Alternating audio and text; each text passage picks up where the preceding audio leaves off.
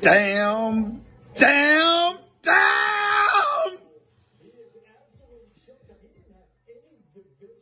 Topping is showtime. It's box office.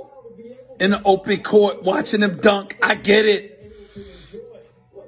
But how many forwards can you have if you're the New York Knicks? How many forwards can you have? I needed a guard. Halliburton is 7-foot wingspan. About 6'6", 6'7", can shoot, can handle, can defend. IQ. Me going from 6'2" my junior year to 6'5", me being able to dunk my senior year, it was definitely something I had to get used to. I believe in World Wide West. I believe in Leon Rose.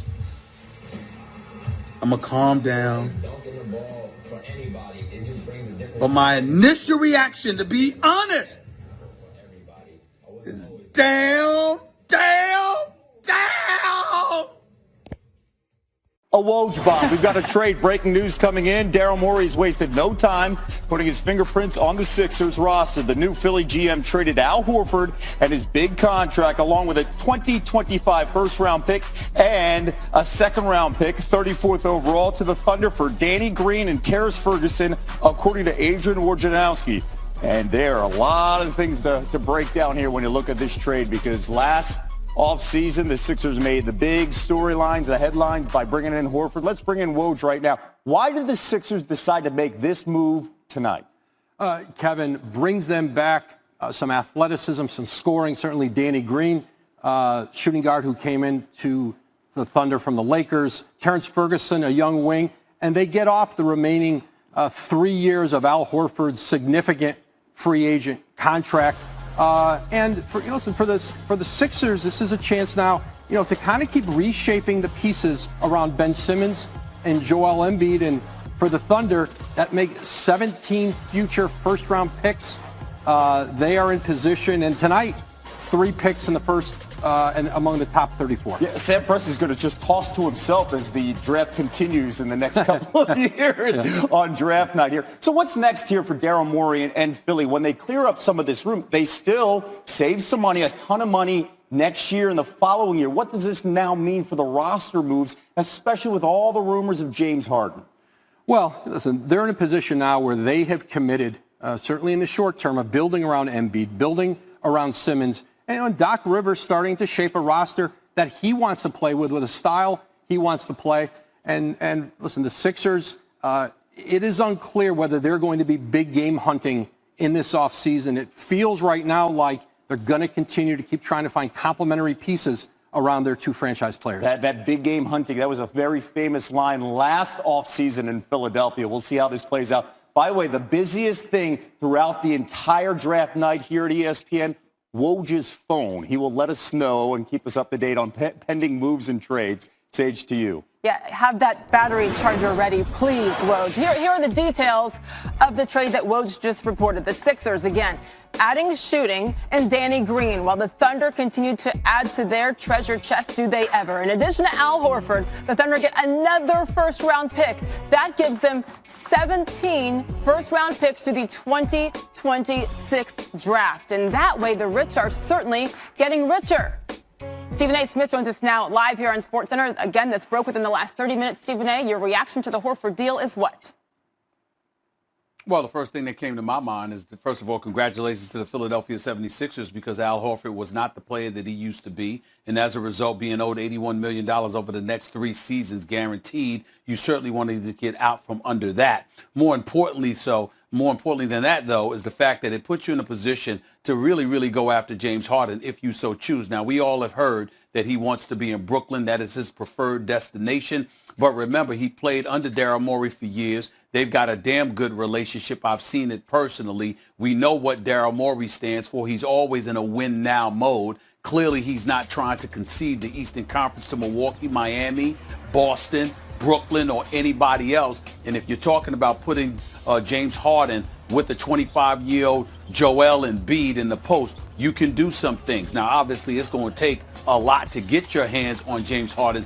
Ben Simmons would be a way to start, because obviously he's a stud. He can ball. He can't shoot worth a damn. But outside of that, he can do literally everything else on the basketball court for you. So if you're the Houston Rockets and you're thinking about having a future star and you don't necessarily want to capitulate to the demands of James Harden in Brooklyn in a big three scenario with Kevin Durant and Kyrie Irving, you could say the Philadelphia 76ers are giving us more assets than Brooklyn. But also keep in mind the X factor. Tillman Fertitta is not exactly anxious to do Daryl Morey any favors. It's not a truculent relationship or anything like that. I'm just saying the man used to work for him, got up and left, and a week later, he's the president of basketball operations for the Philadelphia 76ers. So if you're Tillman Fertitta, how anxious are you to help Daryl Morey achieve whatever level of success he aspires for? All of that are interesting components to this particular story.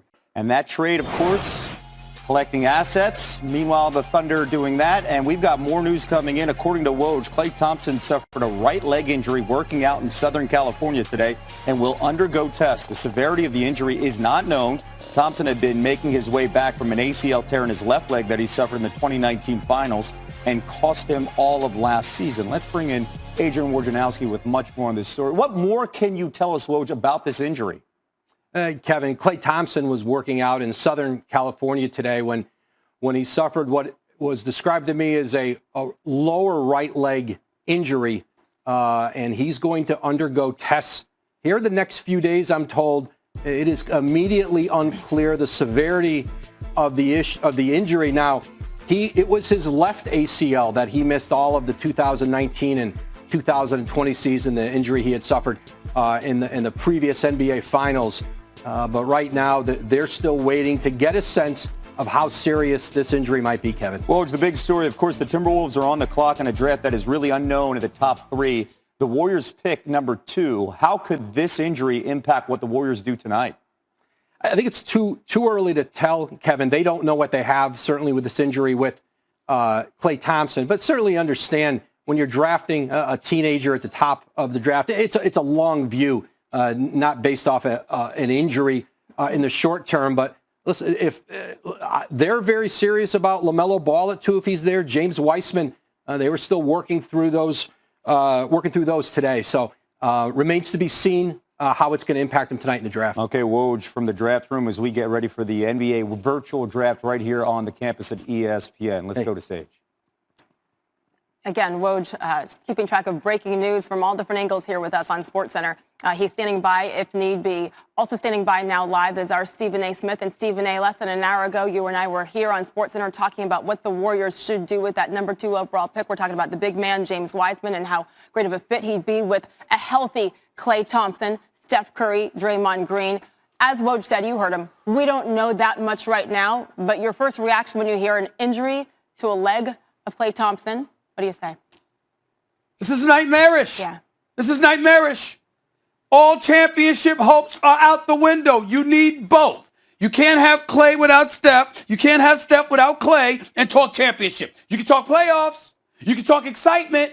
You can talk box office appeal. But you can't talk championship having one without the other. You need both of them. This is the greatest shooting backcourt we have ever seen in the history of basketball. Do you know that Klay Thompson has never shot less than 40% from three-point range in his career? Ever!